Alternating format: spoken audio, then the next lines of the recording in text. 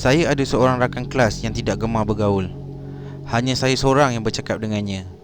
Satu hari, dia menghantar mesej kepada saya mengenai artikel tentang penginayaan terhadap kucing kerana beliau mengetahui saya membela kucing. Saya membalas mesejnya dengan mengatakan, "Wow, kejamnya, memang gila." Dia kemudiannya menghantar banyak artikel mengenai penderaan kucing dan gambar-gambar kucing mati di jalan raya. Merasakan tidak selesa, saya perlahan-lahan menjauhinya. Dan pada satu hari, saya merasakan dia mengambil gambar saya.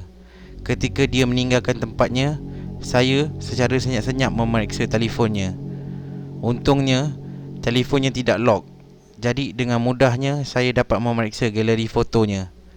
Dan apa yang saya lihat sangat memeranjatkan. Ada lebih kurang 80 gambar saya yang dirakam tanpa pengetahuan saya. Saya menjadi bertambah takut apabila dia menamakan folder di galeri itu dengan nama saya. Dan satu lagi folder bernama Cats yang mengandungi gambar-gambar kucing mati dan beberapa artikel yang dia hantar kepada saya tempoh hari.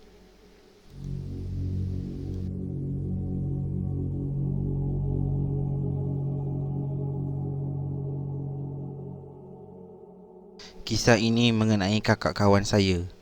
Keluarga kawan saya tinggal di sebuah apartmen yang besar. Satu hari, kakaknya telah keluar dari rumah dan kejadian ini berlaku pada masa itu. Bekas teman lelakinya telah menunggunya dan memukul kepala kakaknya dengan batu dan membunuhnya. Sekuriti telah berlari ke arah mereka dalam keadaan terperanjat.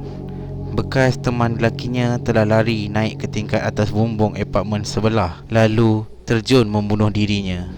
Selepas kejadian itu, terdapat 2 memorial peringatan telah dibina untuk mereka berdua. Dan ironinya, memorial itu dibina bersebelahan satu sama lain. Sementara itu, keluarga bekas teman lelaki kakaknya memberitahu keluarganya dengan mengatakan, "Mari kita satukan roh mereka dengan perkahwinan." Keluarga rakan saya menjadi marah, lalu mereka bertengkar dan bertumbuk. Rakan saya memberitahu saya, semua orang yang berada di memorial pada hari itu seolah-olah menjadi gila.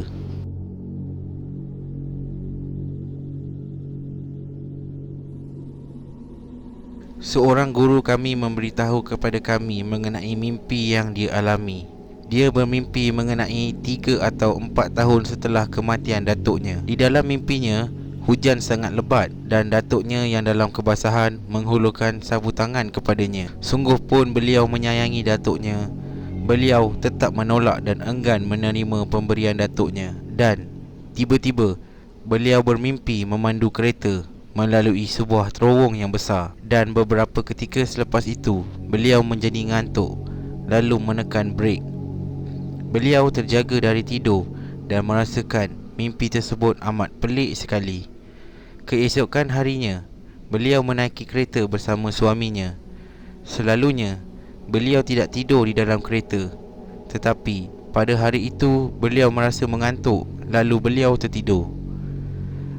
Apabila beliau tersedar, jalan yang mereka lalui itu sama seperti jalan yang beliau lalui di dalam mimpinya dan suaminya tertidur di sebelahnya. Dengan segera, beliau cuba menyedarkan suaminya, lalu mereka pulang ke rumah dalam keadaan selamat.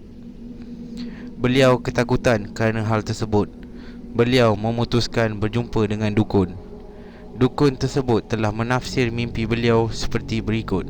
"Jika kamu menerima sesuatu dari orang yang telah meninggal dunia, itu bermaksud kamu akan mati." Walau bagaimanapun, beliau telah melupakan perkara tersebut sehingga pada 7 tahun kemudian, hari di mana mereka melakukan kerja-kerja pembersihan di kubur datuknya, dan ketika mereka membuka keranda datuknya, beliau melihat datuknya dalam keadaan kebasahan dan air bertakung di dalam keranda datuknya. Yang peliknya, mayat datuknya masih tidak reput dan beliau melihat kulit datuknya masih utuh. Beliau berfikir, mungkin mimpi beliau melihat datuknya berdiri di dalam hujan adalah untuk memberitahu keadaan datuknya di dalam keranda. Walau bagaimanapun, bukan hal ini saja yang mengejutkan. Yang lebih mengejutkan ialah semua saudara maranya juga mengalami mimpi yang sama.